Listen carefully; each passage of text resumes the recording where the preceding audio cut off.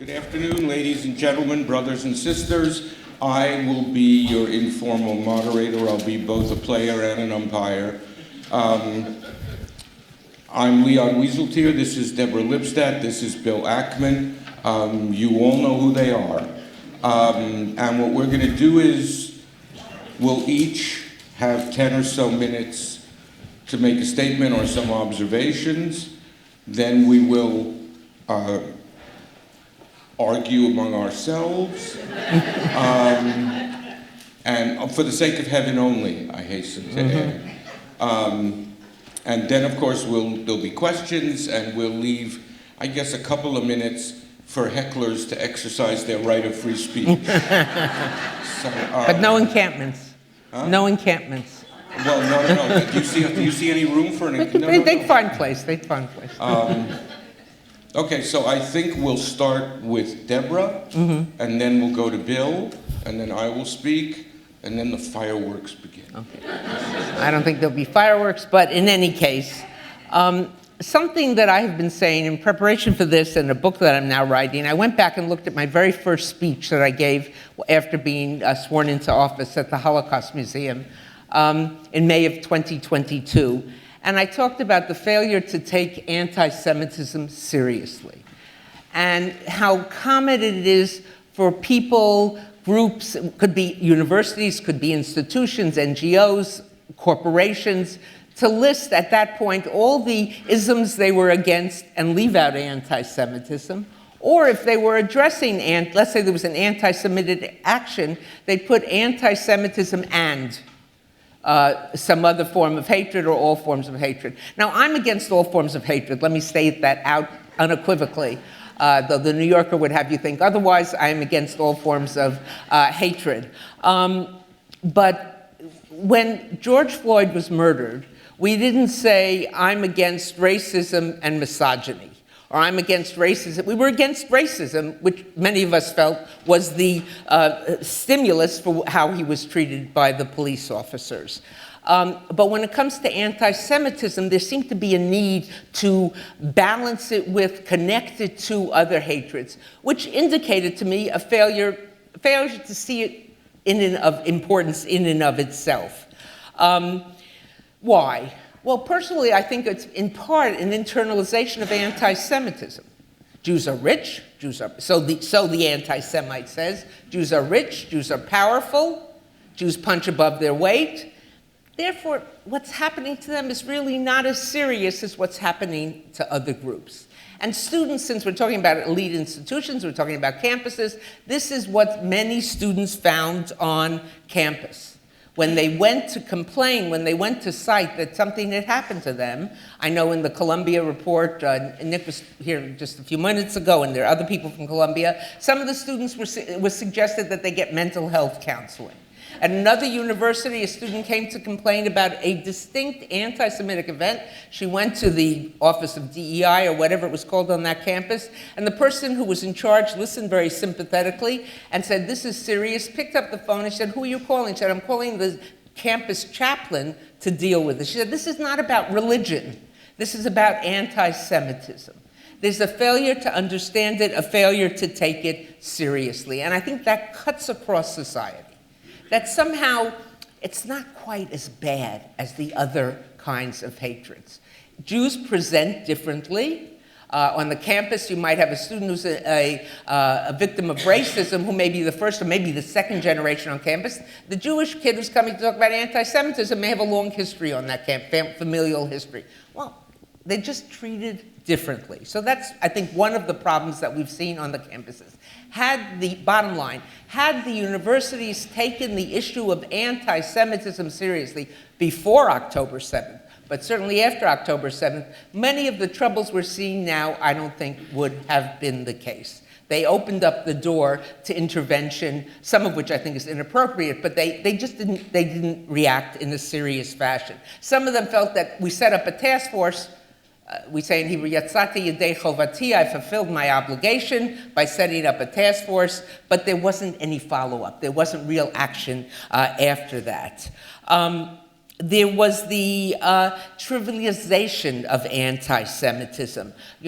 not only I cited the example of mental health, I cited the example of religious life, even what Columbia people, I think, have taken to calling Textgate, where you had 3 members, deans, associate deans, sitting at a Hillel meeting where they were discussing anti-Semitism, texting, what a great way to raise money, privilege, texting to the dean, I think the dean of the college. They should have been fired for stupidity of texting so people could read what they were texting, but certainly for what they said, and it took the university a very long time to respond. What struck me also in terms of the administration was something that Linda Thomas Greenfield, our former ambassador to the UN, said about the treatment, the gender-based violence meted out to mainly Israeli women. Some of them were not, some were foreign, but on October 7th, the horrific treatment. Where's the outrage?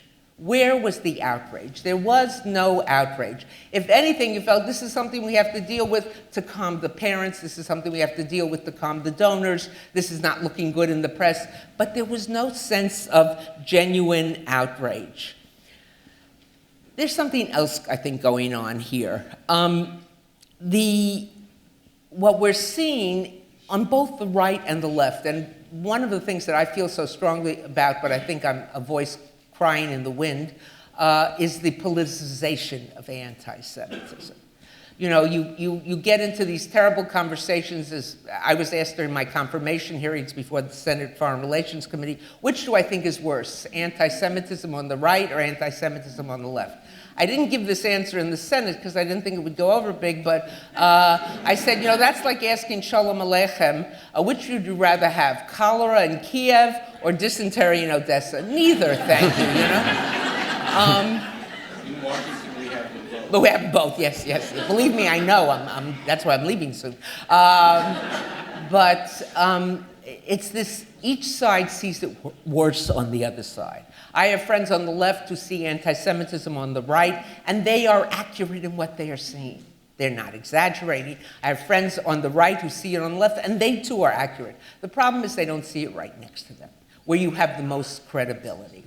And I think the whole idea of a spectrum right to left is out the window. It's a horseshoe with the left and the right sharing the same views, and interestingly enough, sharing the same imagery, sharing the same tropes. And both of them have internalized it. What about what's going on today?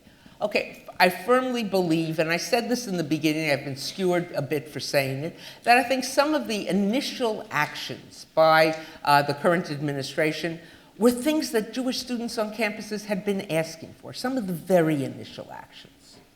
But what we're seeing now, I think, has gone beyond the pale.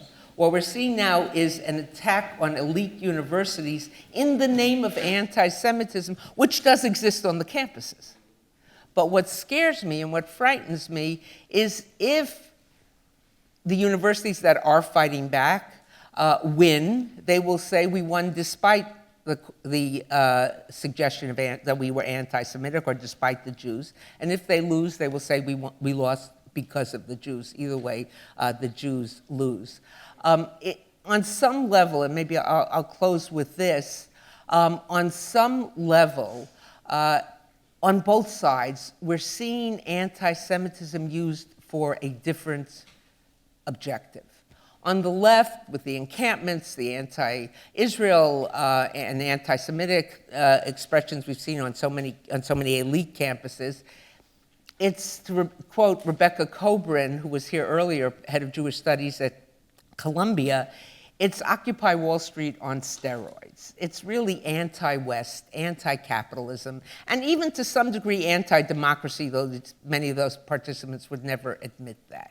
It's anti-Semitism becomes the shield or the guise or the costume behind which this effort is going on. And what we're seeing on the right, coming to a certain degree from the administration, coming from other efforts, as was reported in the New York Times this morning, is an attack on our elite institutions in the name of anti-Semitism. Neither one is good, neither one is healthy. I've met too many students today, too many parents of students in the United States, in Canada, who are making their choices, college juniors who are deciding where to apply, and one of the factors that they're taking into consideration is, where will I be comfortable as a Jew?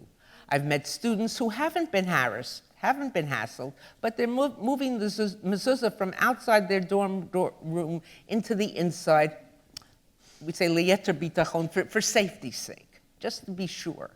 We have students who are wearing baseball caps instead of yarmulkes. Just why not? It fulfills the same purpose. To borrow a phrase from another prejudice which we thought we had vanquished, Jews going back into the closet is not a good thing.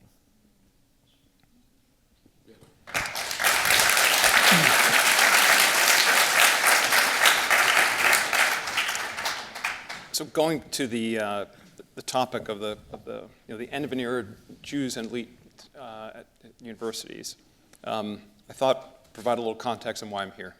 And I'm here because of Marty Peretz, and I'm here because I wrote a thesis at Harvard entitled Scaling the Ivy Wall, the Jewish and Asian Experience in Harvard Admissions.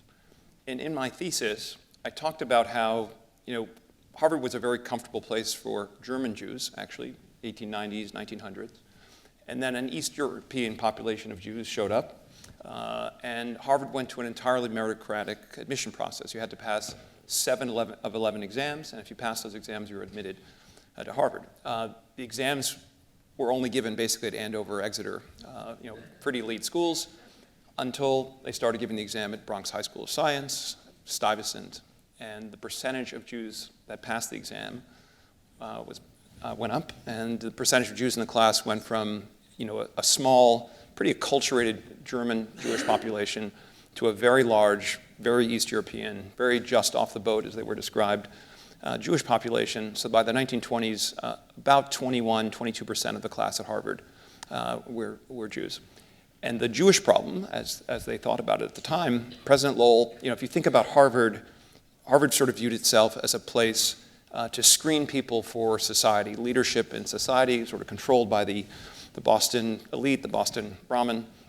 And they viewed the Jews, and again, is this query whether it's racism or they just didn't like the way they dressed, the way they raised their hands so quickly, the way they tried to answer every question, the way they didn't play sports, the way they were so focused on academics. And their view of the Harvard man, and it was the Harvard man then, was of a person with broader qualities, personal qualities. And so President Lowell said, you know what, we're going to have a Jewish quota. And this became major news in the press, and he was scorned for saying this. And then Harvard introduced the modern day admissions practices, which included a desire to expand geographic diversification, which included an essay, which included alumni recommendations, which included interviews where they were looking for certain personal qualities, where they considered extracurricular activities, all the things that you think about in the modern admission policy. The percentage of Jews went down initially, and then the percentage of Jewish students went back up. Why? Because the Jewish population adapted to the new criteria of Harvard admissions. And if you follow the path of, so the Jewish population stayed in the 20-ish percentage range all the way up until, I would say, quite recently, the last decade or so. I'll get to that in a second. But interestingly, the Asian American students went through a very similar thing. So when I was at Harvard, I was at Harvard in the 1980s, late 1980s, middle to late 1980s. Jewish students were already complaining that they were admitted in the lowest admission rate of any group. The percentage of Asian students admitted was the lowest percentage, but judged by SAT scores, judged by their GPA, they should have been, if those were the only criteria, they would have been admitted in greater numbers. And the result was what Asian students did is they adapted. And my argument was Michael Chang would never have won the French Open if Harvard hadn't changed its admissions policies. In the same way that Jews adapted and acculturated to the norms to get into the elite colleges, the same thing took place with Asian students, although, of course, the Asian admission issue kind of appeared more recently, led to a Supreme Court case. What's interesting now, though, is the percentage of Jews at Harvard was something in the kind of low 20s when I went to school, and I think was quite similar a decade ago, but has dropped fairly precipitously from about 20% to about 5%. And what I take, what I've done since October 7th, I spent a fair amount of time talking to students, talking to Jewish students, talking to faculty, and trying to understand what happened really on October 8th. Why did 34 Harvard student organizations come out effectively in support of Hamas, basically saying that Hamas or Israel deserves sole responsibility for the acts of October 7th, which I thought was a remarkable statement. And what I heard when I went onto campus and I talked to faculty and I talked to students is that this oppressor-oppressed ideology, this notion that the world can be thought of in a very bicameral fashion. There are people who oppress, basically successful people, and Jews are considered an important part of that category. And by the way, Asian Americans are considered in that category. And people who are oppressed, people of color, LGBTQ people, women, although only certain kinds of women. And if you're either in one of these two groups, and by the way, if you have more than one of these kind of qualities that make you oppressed on this sort of intersectionality pyramid, you're deserving of more, and you're being discriminated against by the people on the oppressor camp. And this was an ideology I knew nothing about, I heard nothing about it, but I do believe, by the way, the Office of DEI at Harvard very much incorporated this oppressor-oppressed ideology in its practices and its impact on everything from the recruitment of people in the administration, recruitment of faculty, pressure placed upon the administration as to who the next president of the university should be. And I believe it's this ideology that has been taught to the next generation, particularly at elite universities, which is largely responsible for anti-Semitism. And my father, who passed away a few years ago, sat on the foundation board with me, and literally every quarter we'd have a meeting, and we'd be doing various things in Africa, and economic empowerment, and all these scientific research. And Dad would say, Bill, you're just not doing enough about anti-Semitism. And I just, in my life, the only kind of anti-Semitism I really experienced was growing up in Chappaqua, New York. Our house, on the title deed, had a deed restriction against Jews that was taken away by the Civil Rights Act. We had a country club across the street where, I once asked my parents, why couldn't we, play tennis there or something? And my parents explained that it was a club that didn't admit Jews. So it was social anti-Semitism, as I would describe it. Certain clubs, in New York City, there were certain clubs you could join, certain clubs you couldn't. But it wasn't this overt, what I would describe, sort of dangerous version of anti-Semitism. I believe we are right now well beyond the social problem, and it's now quite dangerous. And I believe that the ideologies that are contributing to anti-Semitism and to what's happened on campuses are driving this very pernicious form of anti-Semitism. And I believe anti-Semitism is also a bit like a virus. It spreads. And the problems with the universities and how they've managed the issues on campus, it's a bit like Giuliani in New York City, right? If you let people get away, break the rules, they keep pressing to break more and more rules. And I think of the obligation of a university, and I'll summarize. So my view is I believe that Harvard has failed in a very dramatic way, and I think this is true for Columbia and others. And I'll kind of summarize the issue beginning with this event. So my understanding is 60 people here who either in attendance or chose not to attend protested my right to speak at this event. They wanted to cancel what I had to say because they disagreed with my views. So one of the big problems on the Harvard campus, which remain today, is cancel culture, an environment where people self-censor. They don't feel, either students can't raise their hand and say what they really think, faculty who have to close the door before they share their points of view. And Harvard was ranked, has been widely understood, last out of several hundred universities in the FIRE kind of free speech ranking. So one, if you don't have free speech in a university, it's very hard to hear all views. How can you learn without all views? So going along with lack of free speech is the lack of viewpoint diversity. If only certain views are acceptable or you can't express alternative points of view, how can you learn? I believe that learning is about being exposed to diverse views. If the environment itself is an uncomfortable place in which to go to school and you feel threatened appropriately by people screaming globalize the Intifada on campus from the river to the sea, that is a major failure of a basic need of a university.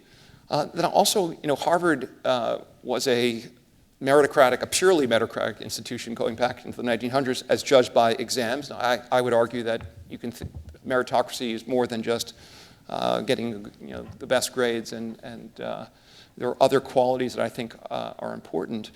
But I think the DEI, the way that DEI permeated the admissions process at Harvard, I think materially reduced, and also the elimination of the SAT as part of the application, beginning in the COVID period, for an extended period of time. The students I've spoken to on campus, Harvard still accepted the absolute stars, but kind of the middle of the Harvard student body, very weak, as evidenced most recently by a remedial math course that is now being given to Harvard students to kind of up their basic, skills. And so when I look at the Trump administration and what's happening on campus, I completely disagree with Steven Pinker that this is a pretext. And what I would say is there is no obligation. I believe it's a privilege for the taxpayer to provide funding to a private university. It is not a right of a private university to receive those funds. And Harvard gets something like $500-600 million a year from the federal government. And that money's coming from a tax base that's very diverse in terms of political views, it's very diverse in all respects. For it to go to a university that's a private university, I think the university has to meet certain standards. I think it has to meet certain standards in terms of free speech. I think they have to meet certain standards in terms of how efficiently that institution is run. I don't think you can find a faculty member of Harvard who would disagree with this, but the only growth area at Harvard is the price to go and the number of people in the administration that oversee the institution. Those are the only growth areas. The faculty hires have been flat since 2011. The student body has not grown since I went to school in 1988. So if you think of this, Harvard as a business, it's run by a corporation. Its job is to serve our society. It was set up to help educate the next leaders of our country. They're going to play major roles in the judiciary, in the media, and teaching others, ultimately in politics, in business, other places. But who are we serving today? We're serving the same number of people. Okay, the class is 1,650 kids. It was 1,620 when I went there. The population of our country is up like 50%. And there are 100 million more Americans over the last 35 years. Yet the number of places at Harvard hasn't grown. The cost to attend has gone from $40,000 all in when I went, which was a crazy number back then. It's now $320,000, which is a crazy sort of notion, and that's also compounded at a very kind of rapid rate. Whereas and then also with respect to foreign students, there are a lot of amazing foreign students, but if you think foreign students were a relatively small percentage of the class when I attended, now they're a much larger percentage of the class. So the number of Americans being served to become leaders in society at this institution is a tiny fraction as expressed as a percentage of the population. The cost to go is much higher. And so when you look at what Trump has asked for, we got to eliminate bureaucratic administrative waste.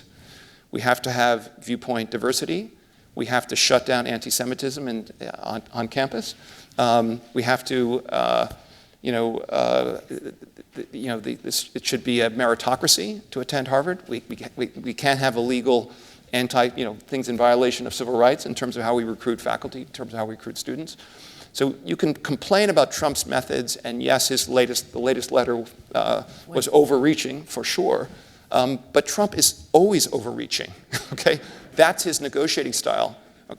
If I were, chairman of the corporation board, I could resolve this litigation with Trump in a day, okay? I'm telling you, in a day. And Ukraine too? No, no. But it's not an overstatement, okay? What did Harvard do in response to the request for the items I asked? They wrote a no. There was no admission that we failed on a whole bunch of things. We just said, nope, we're not going to do it. And the Harvard Corporation sued the administration. The world's stupidest move, okay? That's not how you deal with Trump. So what does Trump do? He escalates, just like he did with China. Well, if you retaliate with me, I'm going to escalate. Now, I haven't read the grant contracts that the administration has with Harvard. The administration is not anti-science whatsoever, okay? These funds, if they don't go to Harvard, they're going to go to Duke, they're going to go to Vanderbilt, they're going to go to schools that respond to problems and fix those problems, and the scientists are going to leave Harvard, and they're going to go to where the funding is, they're going to go to where the labs are. So this is not an anti-science move on the part of the president. It's a move that to fix this once great institution that still has a lot of great faculty. I mean, Stephen's a brilliant professor, he's amazing. And there are many brilliant faculty there. And you're right, a lot of them are Jewish, okay? But that's the old generation, okay? The next generation of faculty and of students is and again, there's no entitlement for Jews to go to Harvard, but they're choosing to go elsewhere as well. And I think for a very, very good reason. I'll leave it there. Can I just respond to that? Okay.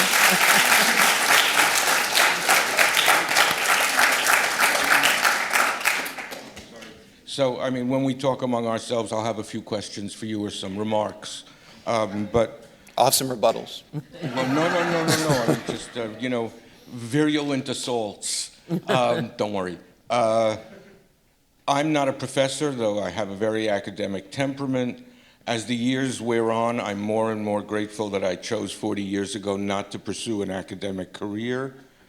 I think that I went to Harvard, I went to Columbia. I do not worship either at the shrine of Harvard or the shrine of Columbia. I'm quite certain that nothing that takes place at Harvard or Columbia will be decisive as regards the future of the Jewish people. The question of the future of higher learning and higher education is a different question. And one of the things we're trying to do here is to put into some sort of sane and rational and humane relationship the cause of the survival of the Jewish people and the cause of the survival of higher learning and education. I'm not here to rile you up anymore. You're quite riled up enough on this question. I'm not here to suggest that any outrage that was either anecdotally or statistically cited did not exist. They did. The Jews have enemies. They have ferocious enemies. They have always had ferocious enemies, or rather we have. We have had them on the right. We have had them on the left. We have had them among the educated. We have had them among the ignorant. We have had them in the elites. We have had them in the working classes. This is anti-Semitism is its own irreducible force within our history and the history of non-Jews in particular. I've always said that the history of anti-Semitism should not be taught in the history of the Jews, because we don't do it, they do. It should be taught in the history of non-Jews, in the way that racism should not be taught in the history of black people, but in the history of white people, because they're the ones who practice it, and so on. What I want to try to do in the few minutes that I have is lower the temperature a little. I really think the temperature has got to be lowered. Sometimes I think the American Jewish community has half lost its mind in recent years. And here's what I mean.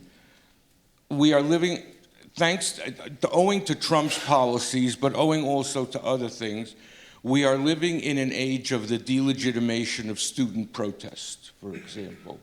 Now, as you know, one of the reasons God created students was to protest.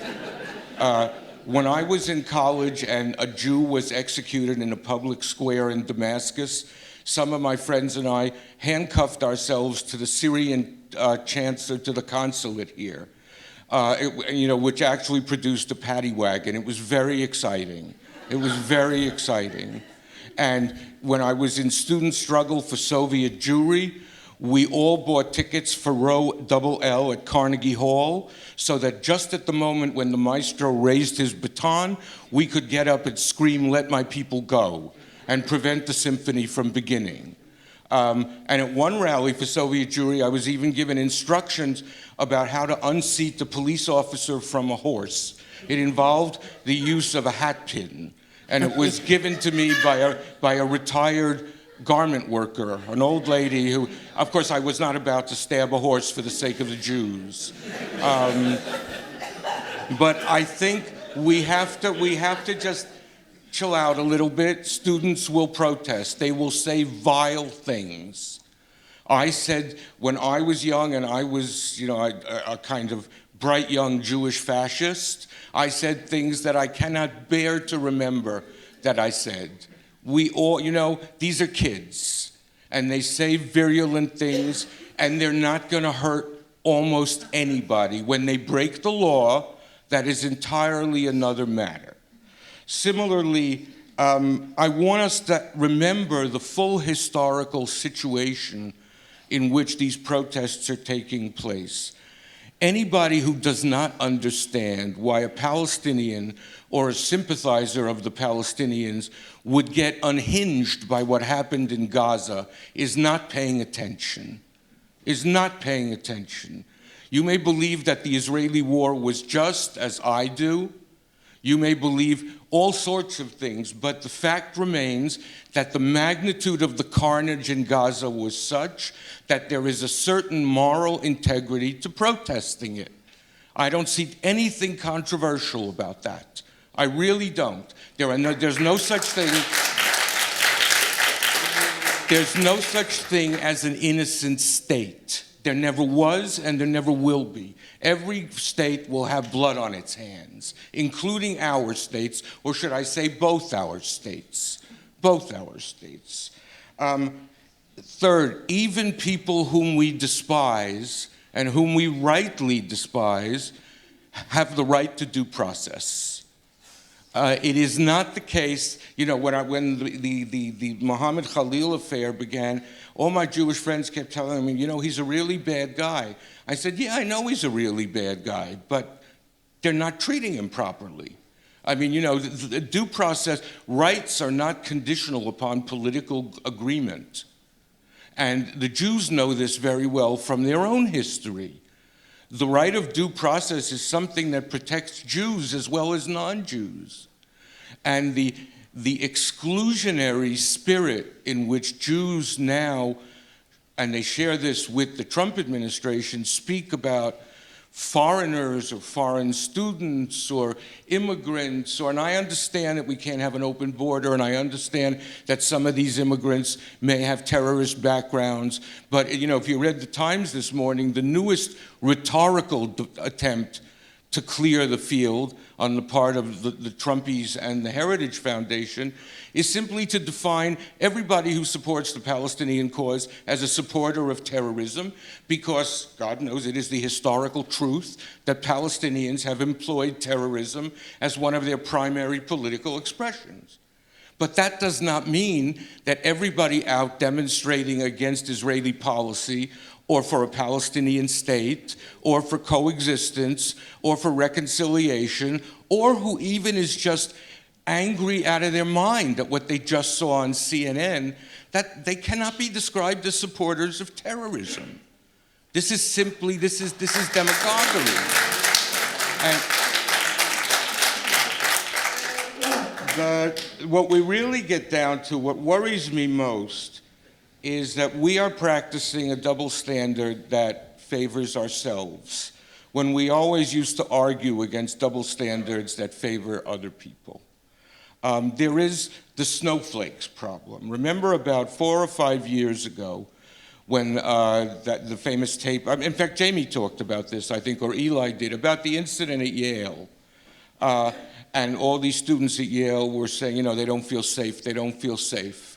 And we all said they were snowflakes. And we all said they were snowflakes. Now Jewish students don't feel safe, and we think we need the intervention of the federal government.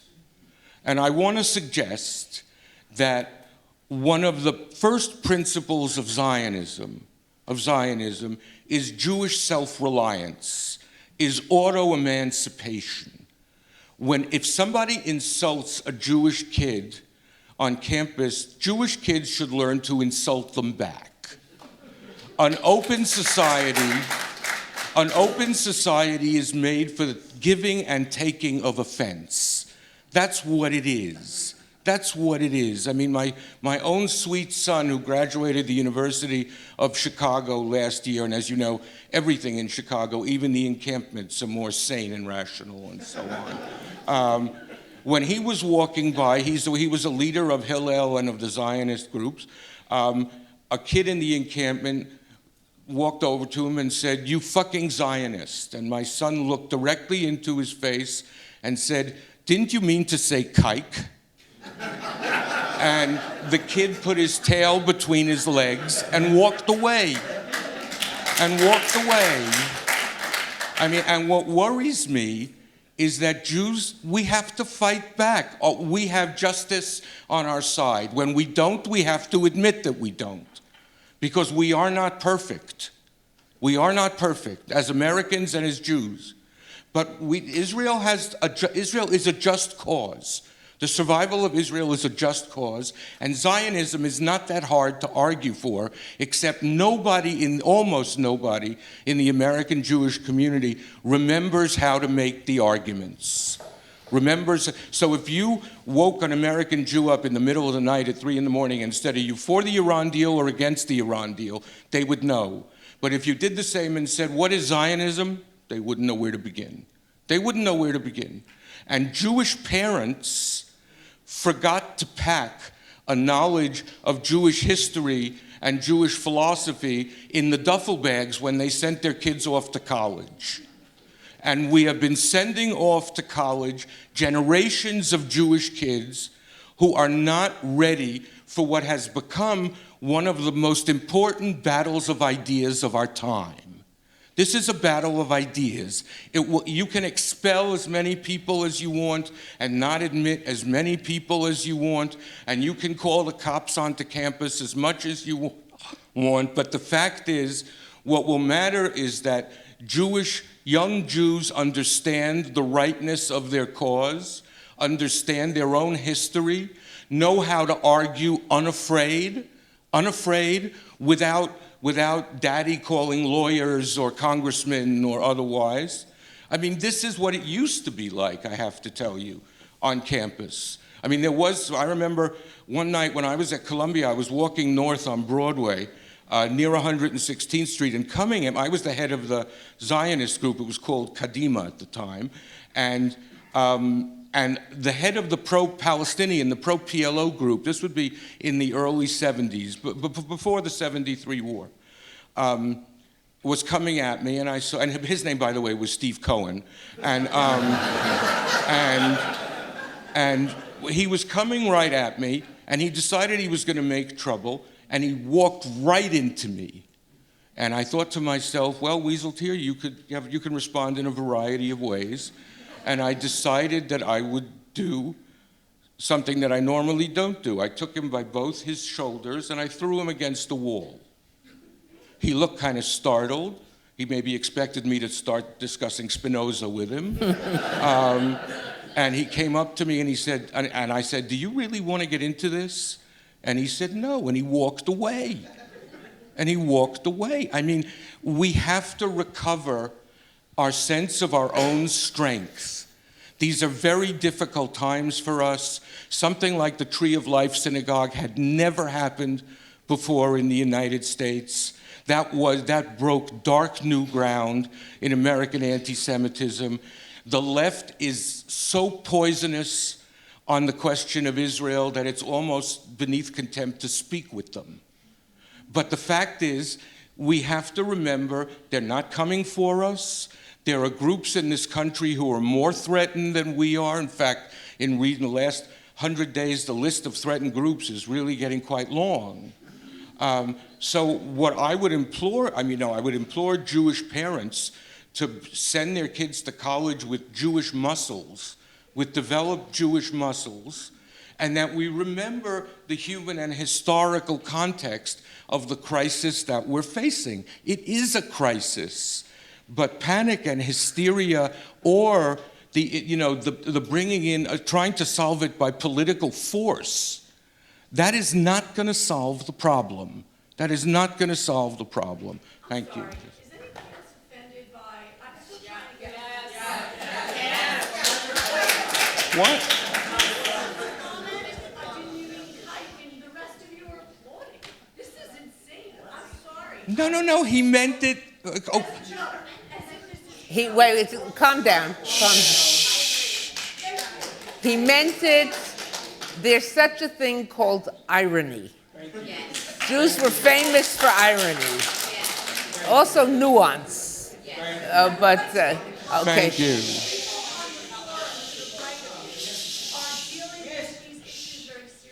I know. Okay. If you'd like to curse me on a little card, then just... No, but I think there's another way.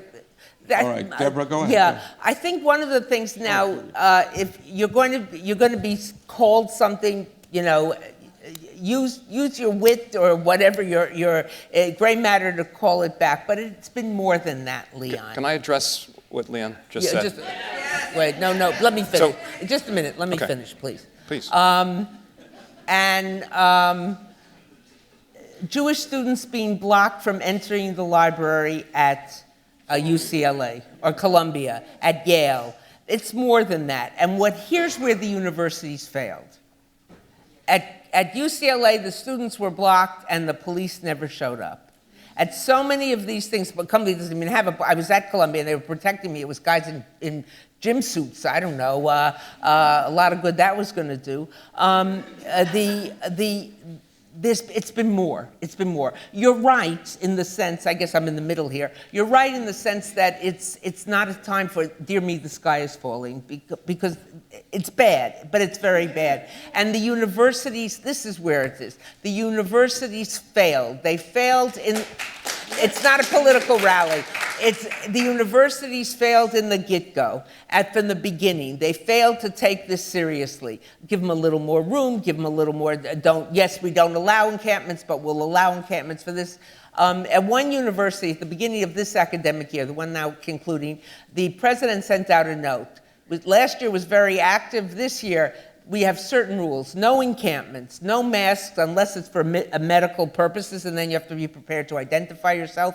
No demonstrating after a certain hour, because they were keeping the students up. And this is issue neutral. We don't care what you're protesting about. This is issue neutral. I think it's really important that the universities take this seriously. They open the door now to influence and attempt to monitor curriculum. Governments, I think Paul Berman talked about this morning, governments can't monitor curriculum, because if they're monitoring it now, 4 years from now you might have a different kind of administration and they'll be monitoring. Neither one is good. Neither one is good. Okay. I feel like, look, I'm all for Jewish strength, and I'm all for people, not a big supporter of snowflakes. But I do think the problem is much more serious than you're alleging. I think you can go back, and they're probably better.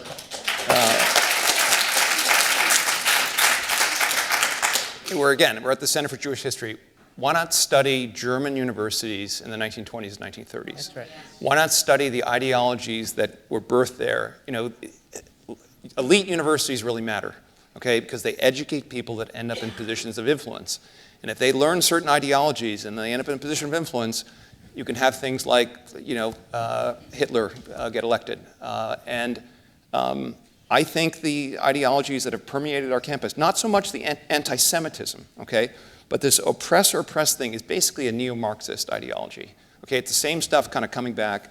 I think it's very, very dangerous. And by the way, the German universities are no longer the great universities, right? So if you want, Heidelberg University was the Harvard of the 1930s, okay? And what's happening right now is we're destroying our elite universities, or they're destroying themselves because of mismanagement, okay? Mismanagement including not enforcing the rules, allowing stuff to permeate. We're affecting the next generation of leaders in a very negative way by allowing ideologies that are anti-American, anti-Western, and I don't think they have a basis in truth. Okay, Harvard used to be, called Veritas. I wanted to just read this. Harvard also changed not just the medical school's mission statement; they changed the mission statement of the entire of the Harvard College. They said on the mission statement, this was before 2020, they said Harvard College adheres to the purposes for which the Charter of 1650 was granted. So they referred to the original charter, which was, with the shield, Veritas, the advancement of good literature, arts, sciences, education of youth, blah, blah, blah. And then it says, to these ends, the colleges encourage students to respect ideas and their free expression, to rejoice in discovery and critical thought, to pursue excellence in a spirit of productive cooperation, and to assume responsibility for the consequences of personal actions. That was the old mission statement, okay? Here's the new one. They dropped the reference to truth, okay? They dropped the reference to the 1650 charter, okay? And they say, the mission of Harvard College is to educate the citizens and citizen leaders for our society. We do this through our commitment to the transformative power of a liberal arts and sciences education. Again, no reference to 1650, and then it says, beginning in the classroom with exposure to new ideas. Before it was about exposure to good ideas. Now it's about new ideas, new ways of understanding, and new ways of knowing. So they're kind of throwing out the past. Okay, the mission's now about new ideas. Students embark on a journey of intellectual transformation. So it's a place to be transformed with new ideas through a diverse living environment, okay, where students live with people who are studying different topics, come from different walks of life, and have evolving identities. Okay, think about that one.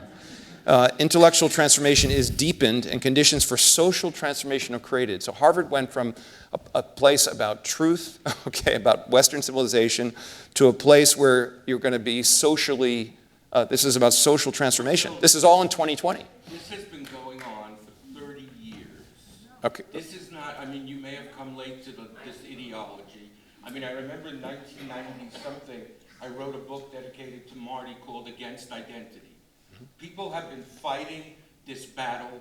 But it's now reached But it's a now worse. paroxysm. Hold on, Okay. hold on. I understand. Yeah. I understand.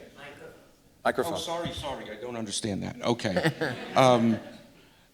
Nobody, I just have to be clear, nobody is suggesting that the universities have not failed. I certainly am not. Nobody is suggesting that the challenge has not been greater for a variety of historical reasons. But I worry about the day-to-day functioning of Jewish kids on campuses. And It's just not the biggest problem. Well, Okay. but that's my point. It isn't the biggest problem. Right, but that's why I'm trying to center us back what the problem is. The problem is that we're educating a next generation of elite, supposedly elite kids, that the world is this bicameral world of oppressors and oppressed. Right, which is and that why- is very similar to traditional Marxist notions, and we know how that movie ended. Well, in some way, it's worse than traditional Marxist notions. Yes. But we're on the same side here. We both believe that the faculties of these various universities became skewed towards a kind of reflexive, robotic reiteration of terrible ideas and principles. There's no question, I don't think there's any question about that, at least in my mind. And I can point out so many people who are in this audience who have written with me and lectured with me for decades now, trying to explain why this ideology, call it what you want, post-colonial, call it, what's her name, Crenshaw's thing, intersectionality, call it whatever you want, that it is cynical, that it does not believe in truth, that you can't believe in justice. Do you understand why the federal government, which is funded by taxpayers from around the country, don't want to continue to fund that? The federal government No. is doing it in such a Trumpian way. No. Okay, look at. No. Okay, by the way, look at the tariffs. Look how Trump is dealing with the tariff issue. Same way. It's opening the door to governmental intervention in what is taught. If the universities took this seriously, earlier I think it was Rabbi Jason with the great socks. Maybe we should take some questions. Talked about committees of inquiry or whatever it is. We let whole departments, Near East departments, Mid East departments, become propaganda units, become units where a Jewish kid had to be brave. I met I'll save you some time. The universities are not managing themselves correctly, so the federal government, which is providing $600 million a year in funding, is saying no more. We don't have a left-wing government now. We have a right-wing government. And the right-wing By the way, the right-wing government, That's if you think for a second that Trump's campaign against the universities is not part of the anti-intellectual, anti-elitist, kind of coercive Philistine tradition of the American right. This is really not. This goes not way, a rally, way back. folks. I respectfully disagree. I mean, look at the history books. Yeah. This goes way, way back. And also, by the way, if Harvard is not a business. Yeah. Harvard is not a business. Harvard is a university. Well, it is a business, okay, Well, because but it it's has not only a it has business. revenues and it has expenses. Yes. Okay, Harvard's had to borrow $4 billion in the last year to cover operating expenses and other issues. Okay, people keep talking about a $53 billion endowment. that's entirely illiquid, that's poorly invested, that isn't worth $53 billion. Okay, that's number one. And they don't talk about the fact Harvard now has $8 billion of debt. Okay, they just borrowed $750 million 2 months ago. No one's paying attention to the fact that they're not covering their expenses. They're wasting enormous amounts of money on this bloated administration. Harvard, they're studying AI at Harvard. Don't you think they could use AI to run, am I being innumerate in saying that even if Harvard is $8 billion in the red, somehow I'm not worried? By the way, I would be worried, okay, because Harvard is is burning enormous amounts of cash. They've turned off a meaningful percentage of their alumni donations, which they also rely on for current expenses.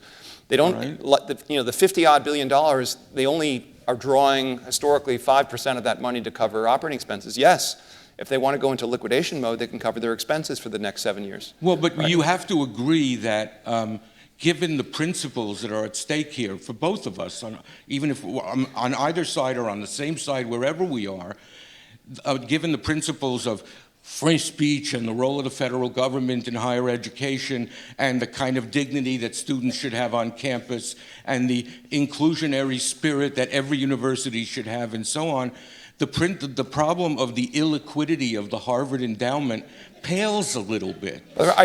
First of all, well, if a university, the point here is all the things that you just talked about were things that the administration asked Harvard to fix, and Harvard has refused. Right? Harvard's response is, we're going to sue you.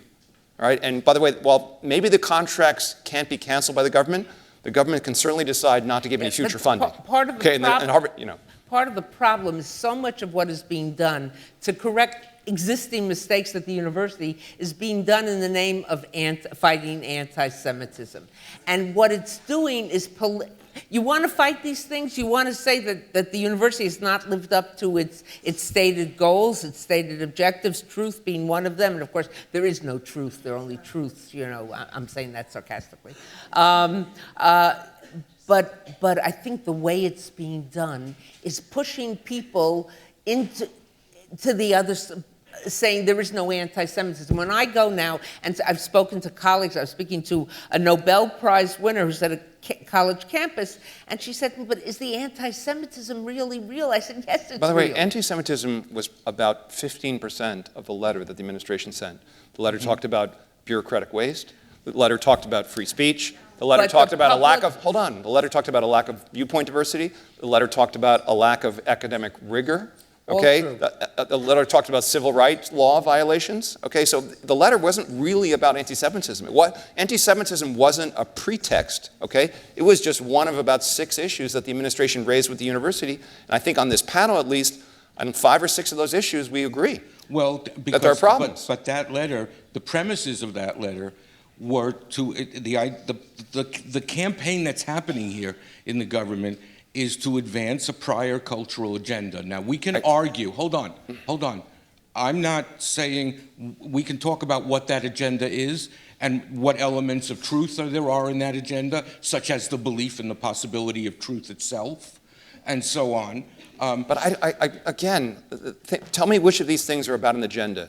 Eliminating bureaucratic waste on the Harvard campus. That doesn't have anything to do with an agenda other than... What does it have to do with the federal government? It has to do with the It has to do with the federal government, because if the federal government gives $600 million to Harvard and $300 million of it goes to pay for a useless bureaucracy that could be more efficiently achieved with $50 million, that means a lot more money that will be invested in science. But do you feel... Yes, we need to reduce costs at the Pentagon, yes. There's waste there too, yes. On what basis... where in the Constitution or in the jurisprudence of our country do you see any basis for such federal interventions in the affairs of private universities? Because it's taxpayer money. If you're going to take taxpayer money, Hold on. But here's. By the way, I manage a foundation. We make scientific research grants. If we determine that an institution was wasting half of the money on unproductive things, we withdraw our grant. And that's what the federal government's doing. What happens? The federal government's not saying what kind of Debbie, speech should take place. My experience of being a taxpayer, which has been a lot more pleasant than yours, I'm sure. But my experience of being a taxpayer is that I'm going to give taxes to the federal government, and I will expect them to spend some of this money in ways I don't like. What? Maybe we should take some questions from the audience. Yeah, okay. All right. There is the question of, well, there are many questions here. Pick one. Okay. Where do you stand on Project Esther?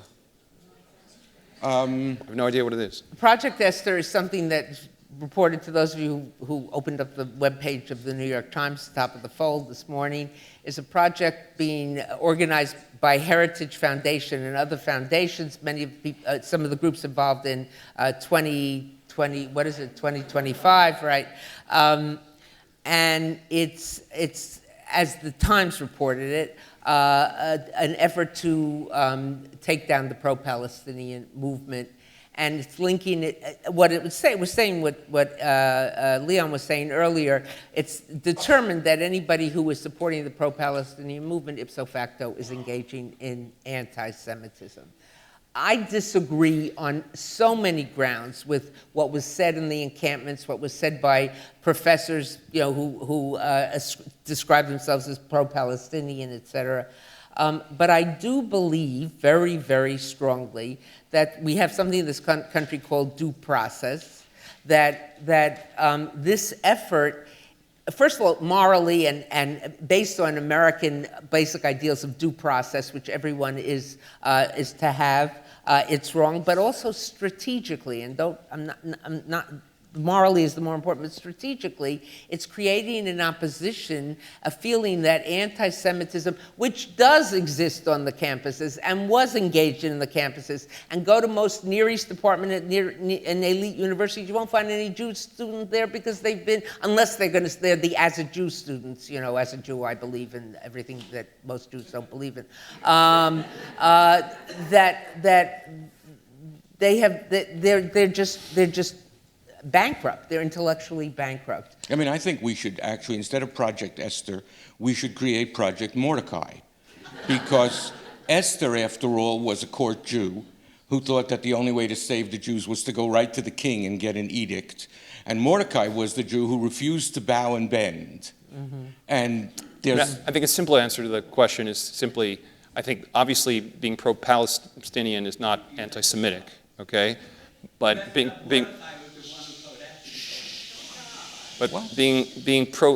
unfortunately, a lot of these protests and a lot of these movements are pro-terrorist, and that is obviously something I don't support. That is true. Yeah. There's a failure to differentiate, and there's a failure now to turn a Mahmoud Khalil into a martyr.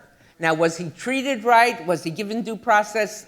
It doesn't look that way. The pro-Palestinian movement hurts itself by associating, Look, we have to promoting be, terrorists. As they say in the military, threat assessment has to be a completely empirical exercise, meaning that put all ideology aside, theirs, yours, whatever. If you're calculating the security of a community or a person, you just do an empirical analysis, and that's how it should be conducted. Here's a question, which goes to some of the things that Steve Pinker talks about. It sounds like some problems can be made more clear by presenting opposing opinion and facts. What about appointing faculty or students to always present an opposite view of the majority, like having formal debate rules enacted in the classroom? It would take the fear and the emotion out of disagreement. It's an excellent idea. It is an excellent, I just want to add one more question to that. Do we think, and I'm a pessimist about this, it's one of the things I'm most afraid for about my country, is persuasion any longer possible? I'm not sure. Yes. I mean, this is the thing I most worry about. But why are we here, right? We're here because social media algorithms were designed in such a way to grab your attention so they could sell more advertising. And the nature of a human being is that you get dopamine release when you get reinforced with things you believe in. And so people have been put into very different camps by virtue of technology. I think that's a big part of where we are. And there isn't enough human dialogue where people get together, and also think about universities going virtual during COVID. That was also, I think, kind of a big contributor. Anonymous speech, virtually also enables hate speech and otherwise to kind of fester. So I think the best answer is you return to humanity, right? You have a session where people can have a debate. But I do think that every history class, maybe the assignment should be, okay, you pick very controversial topics. You take half the class. If your first name begins with an A, you're on this side of the issue. If first name begins with a B, you're on that side of the issue. And then the best grade is the people who will make the best arguments. As someone who works in Holocaust denial, that makes me a little nervous, but But by the way, it's how we get to the truth. And I know. You can set up your Twitter algorithm, by the way, in such a way that you try to listen to the best views on both sides. And actually, I've petitioned Elon. I said, look, there should be a button you push where you can hear the best argument that's in opposition to the one that you just read. And the advantage of that, of course, is that students would then be in a framework in which they wouldn't feel they have to self-censor. Yes, it's a great idea. Which should be done. Yes. Stephen, make it happen. Mm-hmm. Yeah, right. You're the Prince of Reason, Steve. Okay. You didn't say what would happen. You didn't say if Israel stops attacking Gaza and the hostages. I don't know what the question is. I just want to add that we're for the immediate release of the hostages. No. Then there's the question of the historical fact that the protests began long before Israel's retaliation for October 7th. I think that's historically true. I think that the Palestinian cause is as old now as, well, if you want, I mean, you can date it in many ways, but certainly since 1964, when the PLO was founded, and then in 68, when it actually began to resort to violence and became an actor on the international stage, and so on. That's as old as Palestinian nationalism is, and these protests, the Palestinian cause was not created on October 7th. But I think the other thing that has to be acknowledged is that there was a lot of preparation for October 7th. Whether the people who were preparing knew it was October 7th, but this wasn't an organic protest. This wasn't a protest that just emerged, where students suddenly said, from the river to the sea, not knowing which river, which sea. The best I heard was from the Bosphorus to the Black Sea. That student failed history, geography, and just about everything else. But this was Wait, in are the you plan. saying that the kids at Columbia coordinated with Hamas? I don't understand. No, I'm what you're saying that I think there were. By the way, there like, actually is some evidence of that. There actually is. I think there was a internal mechanism for starting this, and then students, as much as I love them, I'll be back in the classroom shortly, can be like lemmings. They want to be on the popular side of what is the Au Courant things. So I'm not saying the students all sat around with Hamas leaders and this is what we should do, but I think there was an internal organizational spark. By the way, there's a lot of evidence that our foreign adversaries are funding many of the protests. Look, if you want to undermine one great way to undermine a country is you start at the universities. It was kind of an interesting thing that the Palestinian flags were big and beautiful, and that all the tents were from the same manufacturer. Avril Haines on July, I think it was 6th or 7th, 2024. Avril Haines, who was our director of national intelligence, a very impressive person. A New Yorker, released a statement saying that some of the protests have been funded by Iran and by other foreign. I mean, it's a fact. Well, one reasonable idea. It seems to me that if there's a protest that has received external funding, at a minimum, you should have to disclose where the funding's from. Like when there are political ads, you have to disclose who's the source of funding to some extent. The PAC or whatever. Here, there's protests change the course of history, and if someone is paying for them. Why is that not a disclosable fact? Oh, here's a question which goes to what you're saying. Why have so many colleges taken money from Qatar and from other countries, and what are the effects? What happens, this is what happens. I don't think the Qataris come in and say, you've got to teach anti-Israel, but the Qataris give you $50 million, which for a Qatari is a rounding error. And you want another $150 million.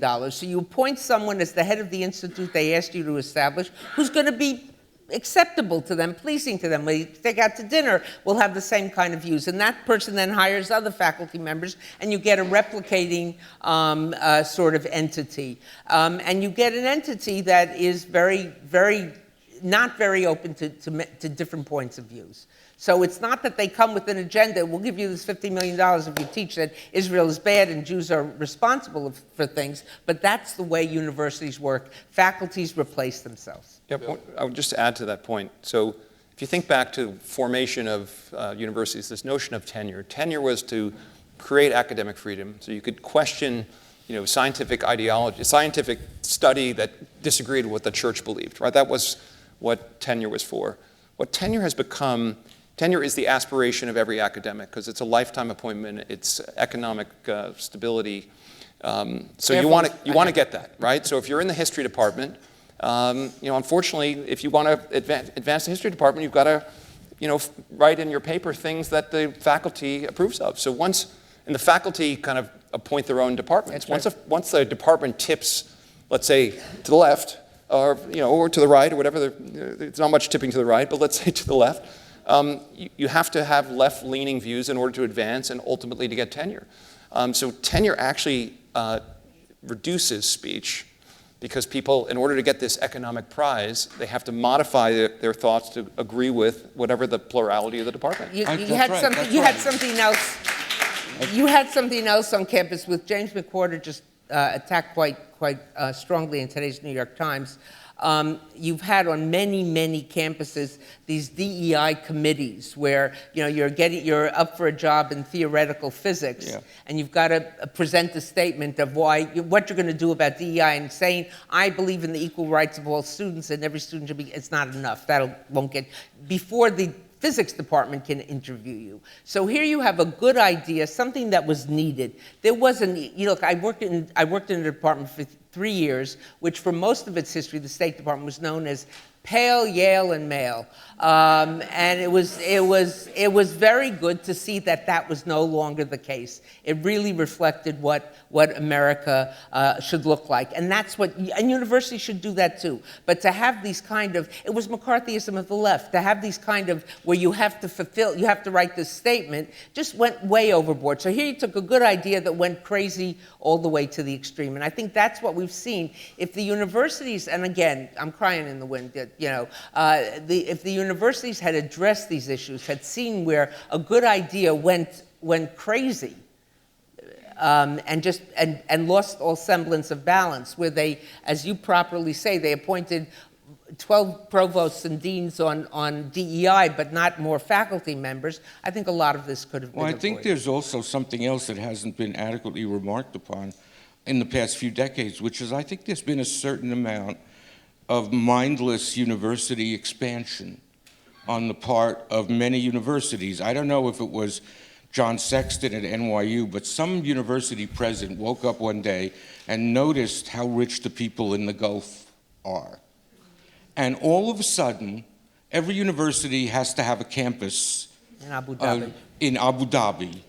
It was a little bit the way it was, everybody, I used to joke about my tiny little journal that we have to plan to open our Beijing office. I mean, and I think that the chasing after money among university administrators has become a cause of its own in some way, and that the justifications for this money, the uses of this, I mean, you know a lot more about this because nobody comes to me to write a check.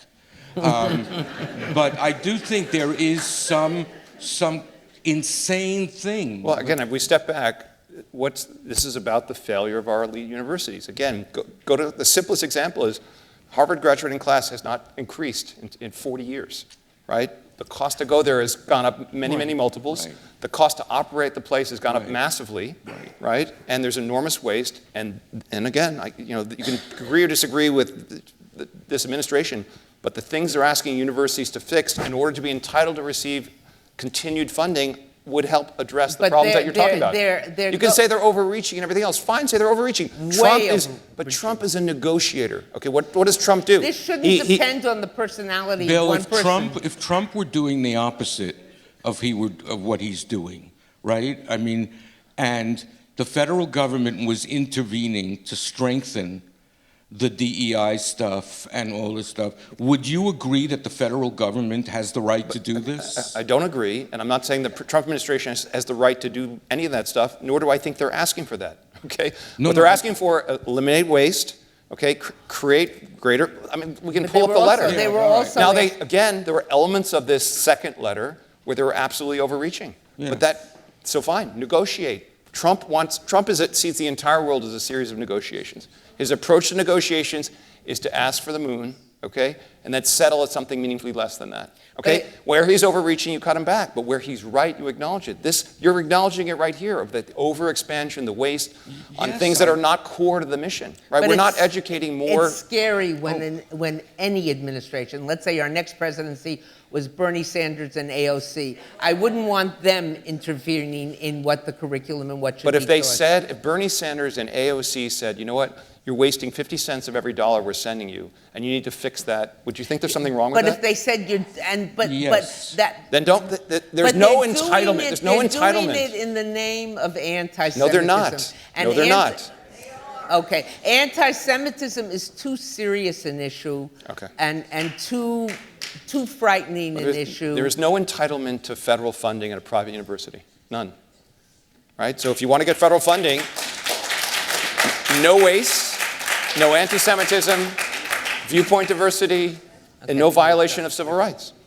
That's it. I want to thank my friends, Deborah and Bill, for what was a very interesting discussion. Thank you. I agree with you more than you think, but I'm in the And middle. I just want to literally say, in the middle here. I want to say to everybody that against certain enemies, we will all march together. Thank you very much for coming.